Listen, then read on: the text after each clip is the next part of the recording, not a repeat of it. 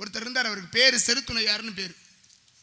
இந்த செருத்துணையார் என்ன செய்வார்னா, திருவாரூர்ல நந்தவனத்தில் இருக்கக்கூடிய பூக்களை எல்லாம் எடுத்து இறைவனுக்கு மாலையாக தொடுத்து கீழே விழுந்த பூவை அதுல ஒரு எறும்பு ஈ கூட ஏற விட மாட்டாராம். உடனே எடுத்ததை சேகரித்து அதை மாலையாக்கி திருவாரூர் தியாகராஜ பெருமானுக்கு அளிப்பதை தம்முடைய வேலையாவே வச்சுக்கிட்டு இருக்கிறார்.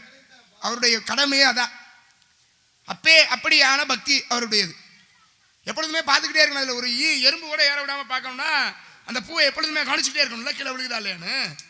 அப்படியான பக்தி செய்பவர் அவர். அந்த வனத்திலே தான் உட்காந்துருப்பார் எப்போ பார்த்தாலும். அவருக்கு பேர் செருத்துணையார்னு பேர். பிற்காலத்தில் அவர் செருத்துணை நாயனார் அப்படின்ற பேர் வாங்குறார்.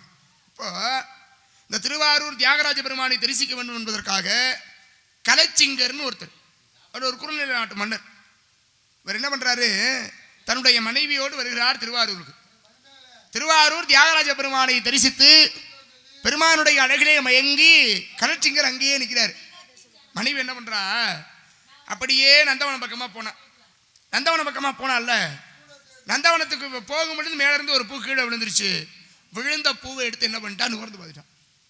பூவை எடுத்து நுகர்ந்து பார்த்த உடனே செருத்துணையார் இந்த விஷயத்தை பார்த்துட்டாரு.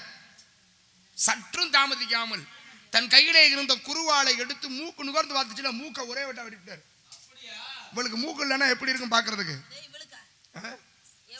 அந்த கலைச்சிங்களுடைய மனைவிக்கு இல்ல, இவளுக்குன்னு இவ்வளவு நேரம் கதை அங்கிட்டு பார்த்து சொன்ன மாதிரி தெரிஞ்சது. இவளுக்கு மூக்கொரத்தா எப்படி இருக்கும் அப்படின்னும் போது மட்டும் ஏன் கதை முக்கியமான இடத்துக்கு தானே வருது. மூக்குல இருந்து ரத்தம் கொட்டாதா? வலியில கடந்து துடிக்கிறா, தாங்க முடியாது. அப்புறம் மூக்கொரத்தா வலிக்காதா? அலறா, சத்தம் காதுல இப்படியே மணியனுடைய குரல் கேக்குதே அப்படின்னு. பாவம் வலியில கடந்து துடிக்கிற பொண்டாட்டி அங்க இருந்து வேகமா வந்து பார்த்தாருல, மூக்கு இல்ல, மூக்கு இல்லாம நிக்கிறான்.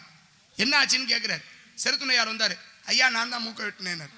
ஏன் மூக்க வெட்டினேன்? என்னுடைய வேலையை தான் எடுத்து உரைக்கிறார். நான் இப்படியாக பக்தி செய்வோம். ஆனா அந்த அம்மா இறைவனுக்கு சாற்ற வேண்டிய மாலையில் இருக்கக்கூடிய ஒரு பூவை எடுத்து நுகர்ந்து பார்த்துருச்சு. அதனாலதான் மூக்க வெட்டின வந்துச்சு. கோவம் இருக்கு. பூ தானே, சாதாரண பூ தானே. பூ இன்னும் இந்த பூ இல்லைன்னா இன்னொரு பூ. ஆனா மூக்கு, இந்த மூக்கு போச்சுன்னா இன்னொரு மூக்கு கிடைக்குமா? அவருக்கு சொல்றாரு, ஏயா பூவை மூக்குக்கு கொண்டு போய் மூக்கு நுகர்ந்துச்சு, மூக்கை வெட்டிட்ட.